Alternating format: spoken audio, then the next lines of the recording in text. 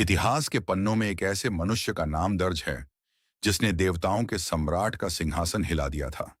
वो नाम था महाराज नहुष। चंद्रवंश के इस प्रतापी राजा की शक्ति का अंदाजा इसी बात से लगाया जा सकता है कि उन्होंने अपनी तपस्या और बाहुबल से पृथ्वी पर पूरे 100 अश्वमेध यज्ञ पूर्ण किए थे, जिनकी गूंज सीधे स्वर्ग के इंद्रलोक तक सुनाई देती थी। कहानी में मोड़ तब आया जब वृत्रासुर के वध के बाद ब्रह्म हत्या के पाप से डरे देवराज इंद्र अपना सिंहासन और वैभव त्याग कर एक अज्ञात स्थान पर छिप गए। स्वर्ग का सिंहासन खाली था, देवता असुरक्षित थे और ब्रह्मांड का संतुलन बिगड़ने लगा था।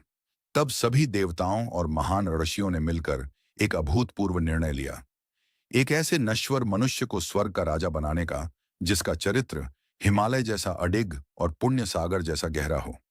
राजा नहुष को सदेह यानी शरीर सहित स्वर्ग आमंत्रित किया गया और उनका राज्याभिषेक इंद्र के रूप में हुआ। उन्हें एक ऐसी दैवीय शक्ति प्रदान की गई कि वे जिसकी ओर भी देखते उसकी आधी शक्ति नहुष के शरीर में स्वतः समाहित हो जाती। अब नहुष के पास असीमित वैभव था, अप्सराओं का नृत्य था और तीनों लोकों पर हुकूमत करने का अधिकार था।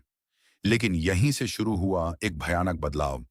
जिस नहुष को उनकी विनम्रता के लिए चुना गया था, स्वर्ग के मद और सत्ता के नशे ने उनके भीतर अहंकार के बीज बो दिए। क्या एक साधारण मनुष्य देवताओं जैसी असीमित शक्ति को संभाल पाएगा, या फिर सत्ता की ये भूख नहुष को विनाश के उस अंधेरे गर्त में ले जाएगी जहां से लौटना नामुमकिन है? देवताओं के इस नए राजा का अंत क्या होगा, यह जानने के लिए इंतजार कीजिए भाग 2 का।